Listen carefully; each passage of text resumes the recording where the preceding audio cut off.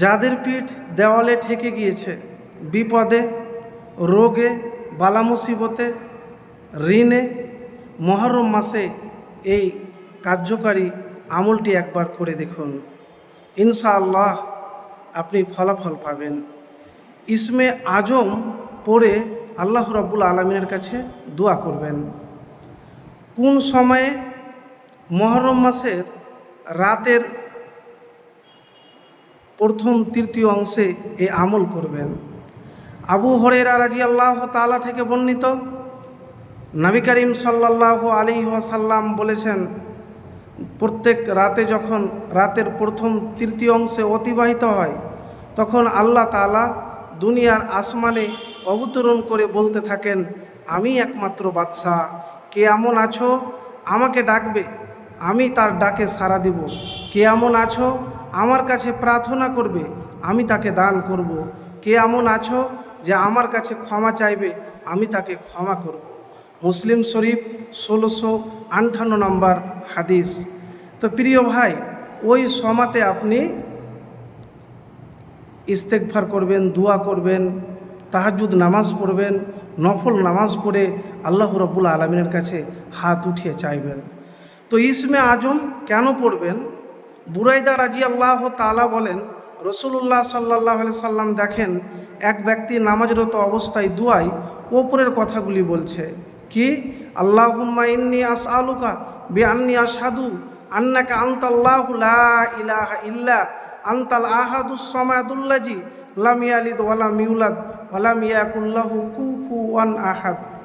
নবীজি বলেন সাল্লাল্লাহু আলাইহি ওয়াসাল্লাম, যার হাতে আমার জীবন তার শপথ, নিশ্চয় এ ব্যক্তি আল্লাহর কাছে তার ইসমে আজম ধরে প্রার্থনা করেছে। যে নাম ধরে ডাকলে তিনি সাড়া দেন, যে নাম ধরে চাইলে তিনি প্রদান করেন। তিরমিজি শরীফ 3475 নম্বর হাদিস, সহি হাদিস। তো ইসমে আজম পড়ে আপনি আল্লাহর কাছে চাইবেন।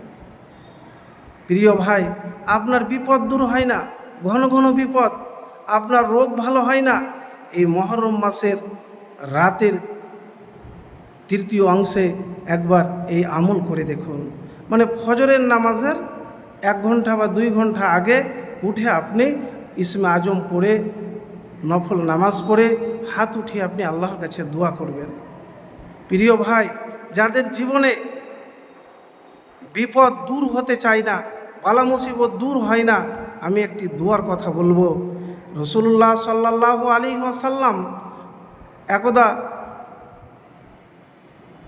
আসমা বিনতে উমাইসকে বলেন, তোমাকে এমন কয়েকটি বাক্য শিক্ষা দিব না যা তুমি বিপদের সময় পাঠ করবে?